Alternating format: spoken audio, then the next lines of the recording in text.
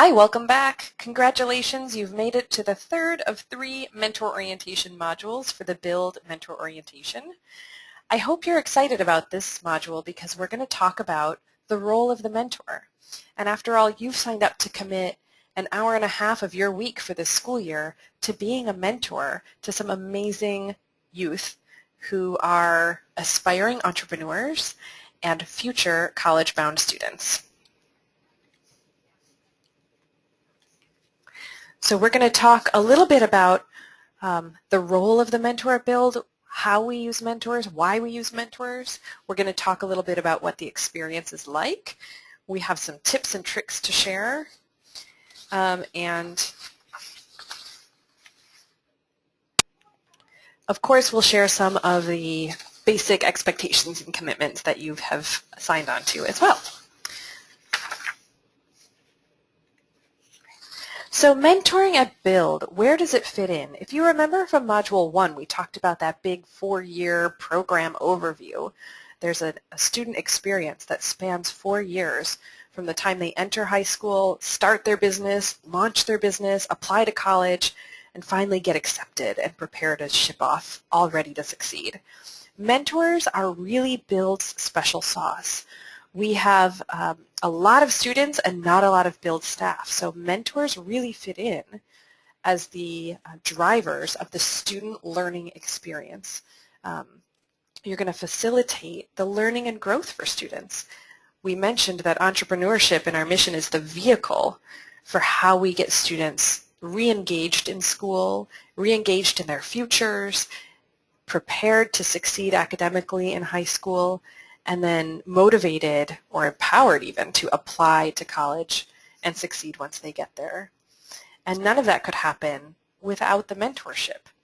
So not only does research show that mentor relationships are particularly impactful for low-income students, we have seen it at Build year after year. Students tell us the stories about what they learned from their mentors, how important it was that their mentors were there for them, that stuck out the tough times, that taught them how to do better, that pushed them to do more and think bigger. So that is why we have mentors at Build. Physically, you fit in at the mentor sessions. In the E1 program, you'll be attending the mentor session once a week. The students have the class during their regular school day, but once a week they're coming as a team to meet with you, their mentor, to help work on the business plans. And in the incubator session, they do some academic work and focus on some of their college readiness skills in the time before 5:30, or 5 or 5:30, depending on when your session is at your site. But you will be there for the second half of their programming where they're really going to work on that business and making it a reality and pushing it to grow and become profitable. And so you are the person sort of driving that experience and encouraging the students to stick with it and to get as much out of the experience as they can. The relationship piece is also really important. Students may or may not have positive adult relationships in their life, and it's important for them to learn how to build positive relationships with caring adults because that will benefit them once they get out into the real world and have to actually network and relate positively to other adults. You're also a model and a teacher for life skills. So students will learn from you how you got to where you are. You'll be able to share your story with them, some of the challenges you face and how you've overcome them. The basic life skills that have helped you succeed are what you'll be able to teach and share with the students as well.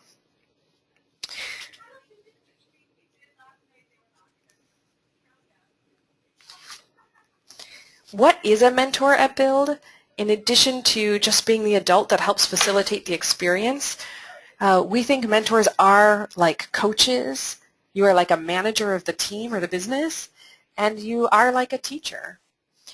And what you are not, a counselor, a bank, or a parent. So you can't be a counselor to students unless you are a trained and certified counselor.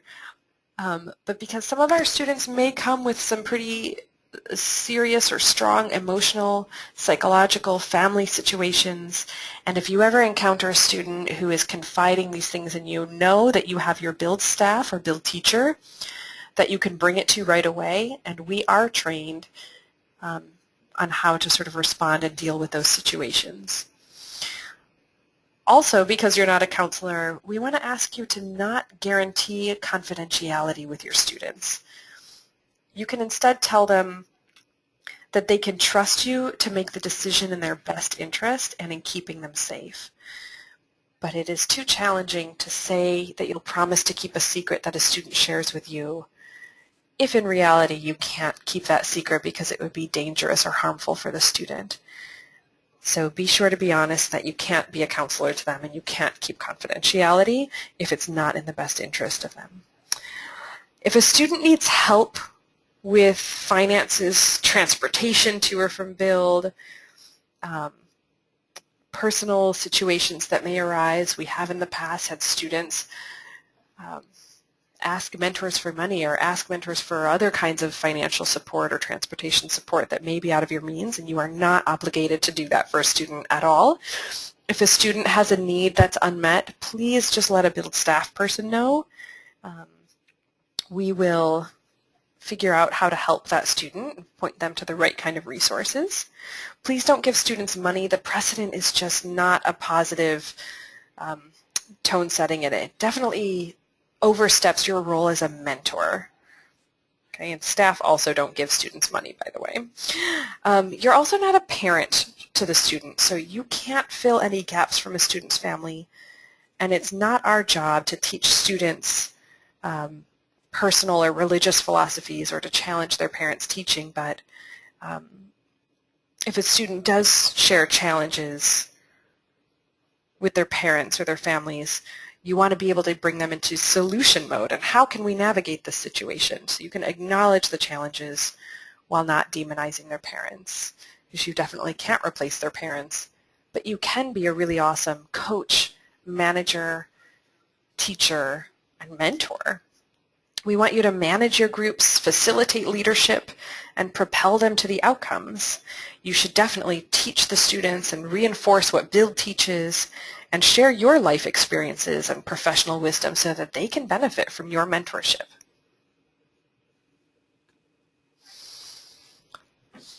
A few strategies and tips for you on motivating your students and just increasing your impact overall. So maximize student choice. One of the really powerful things about Build in the experience for students is that they get to come up with their own idea and to realize it. And so ownership is really important. Whenever you have the chance, offer choice to the students. So you can take votes, you can do consensus, right? Who wants to do A first and who wants to do B?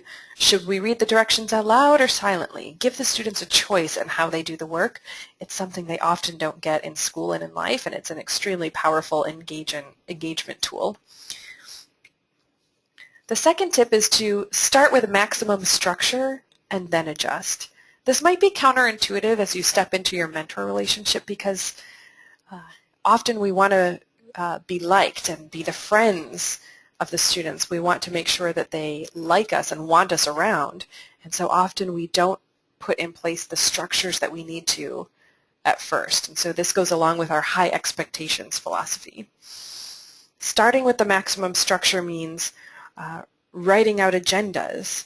Begin with mini activities and assigned team roles and tasks with not a lot of downtime away from the team. Check on the students' work. Keep the students in check in terms of using their cell phones and focusing and using respectful language and those kind of things. And then as the team shows the ability to really manage themselves more, you can start to adjust and relax those a little bit. Give more free time.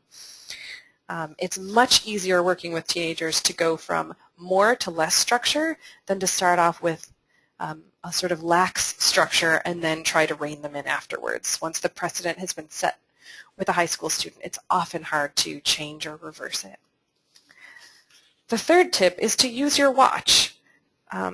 Students in high school aren't that great at time management yet, and so having your watch available to time activities, to set time limits, is really helpful. You can let students suggest how long things will take, and then you can time them and give them feedback so that they continue to improve their ability to estimate how long tasks take. You can assign timekeepers for the group to make sure that students are staying on time and that the team is staying on task. And you can continuously announce the time throughout the session so that students are aware of how the time is moving forward and slipping away from them, and yet there are still things to do and things to turn in. The fourth tip is to max out the build incentive system. So at each build incubator site and in each classroom, there is an incentive system in place that involves a build bucks economy. Build bucks, basically like Monopoly money, except it's redeemable at Build for real things. And so check in with your program manager or your classroom teacher to find out if you are able to distribute some of those build bucks within your team, or how you can use the build incentive system to sort of incentivize good behavior and positive performance, and to help regulate or correct behaviors that are undesirable.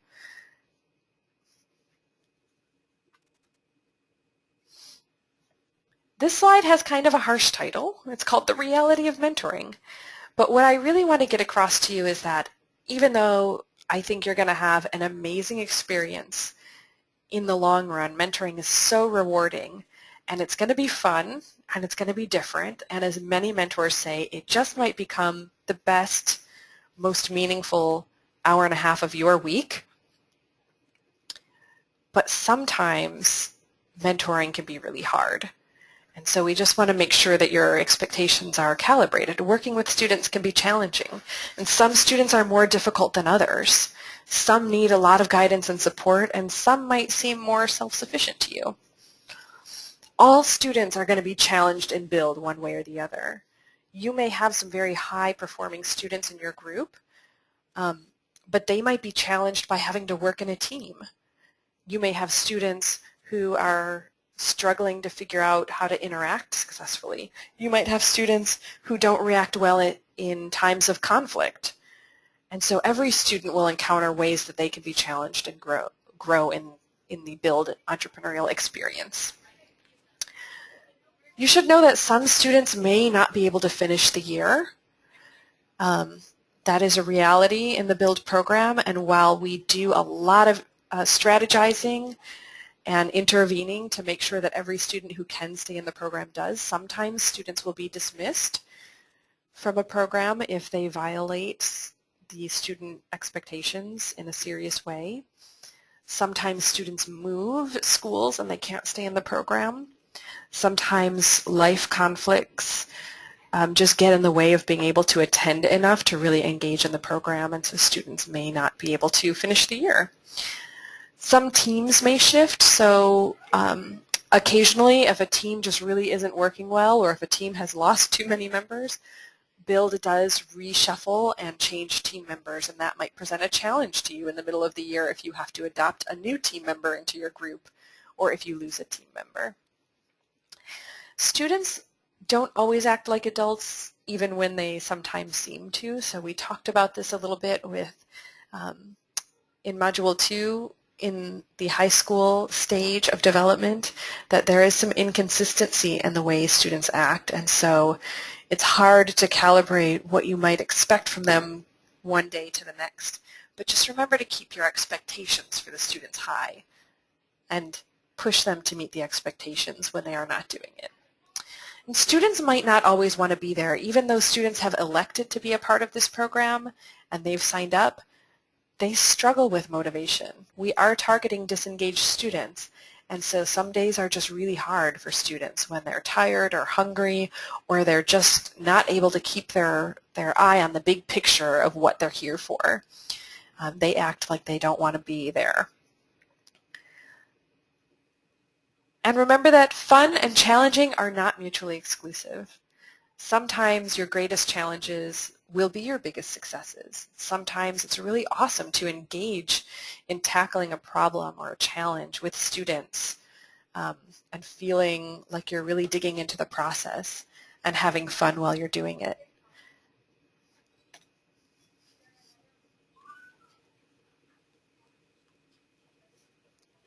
I'm going to cover Build's expectations of mentors.